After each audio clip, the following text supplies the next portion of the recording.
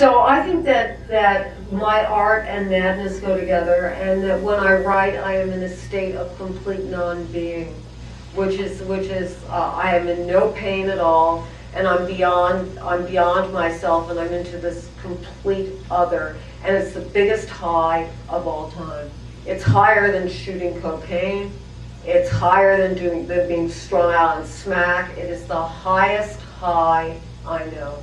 Tell us a little bit about your own process, because I remember before when I was at a reading when you were telling us a little bit about your writing habits, and you said that at times you had written like 18 hours a day until you went to the hospital, is what you said. And I'm wondering, a book is never finished until the ambulance comes. That's when you know. You want to know. I've told this to many writing students at many seminars. And they say, when do you know that your novel is really over? And I said, in my case, usually when I am taken by ambulance to the hospital. I did sell my first novel from intensive care, and I did sell my second novel from like complex affair. But so the transitions are incredibly difficult. And to sustain this made-up world in which the writing occurs becomes more crucial than any other reality for me.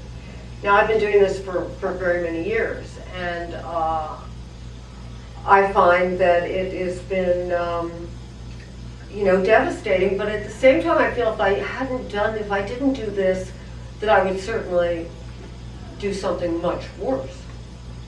Such as? Come on, Kate, you're writing something. I just can't imagine what I would do to live in this world if I wasn't writing. And it's addictive. And I find that the transitions between what's required of being in the space that makes the art is a complete other personality from what is needed in what they call the world. Like having a relationship, like getting to the market, like, participating effectively even on a rudimentary level, okay? Why are you asking me all these questions? Because I'm interested. Okay, but I mean, you're professionals. Well, wait a minute. No, I'm in your camp. I think poems have to be heard. I think that writers should be heard whenever possible, and that it influences, it has enormously for me, how I've read that writer by having a chance to hear them, and that I'm very much coming out of an oral tradition, and I write for sound. I'm a poet who can do dialogue and has tried to get through her life doing that. So, I write for a whole substrata that you get when you write out loud. So I write every syllable of every sentence, of every paragraph for the rhythm and the cadence and the sound. And it's because your eye will naturally lead you to your next obvious association. Whereas if you're writing for your ear, you expand your potential. One sound leads you to another sound, which is also an idea, because people, do they not, normal people, make sense out of chaos. I think that is a natural instinct to do that, even for people like us. So when you get a writer, do you want to work with them, or do you think, God, what a pain in the ass this is going to be? You mean a writer as a patient? Yeah. Well, that's a good question. I think one thing about writers, and we were talking a little bit about this, is that writers oftentimes are really good listeners, and they're very active listeners, because they listen with their imagination, and oftentimes when they start relating a story, they can give you these really vivid details, and so that's very interesting, and they oftentimes flush the stories out. So and sometimes it can be more interesting because they can give you like much richer histories. So in that sense, I think that part of it is interesting. I don't know. Do you think it's easier for someone like a writer to get to someone like a psychiatrist to seduce them with the extravagance of their imagination?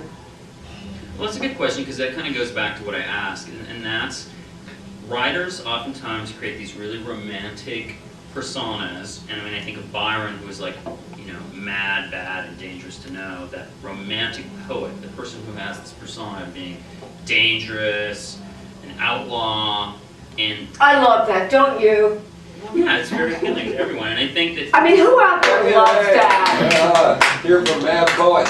but what's interesting about it is that really what the person's about, or is that part of their persona that they develop because it's sort of expected of them as a writer? And I'm wondering if you feel like that's part of your core being, or that you've kind of had to create kind of a mad, bad persona as part of being an artist.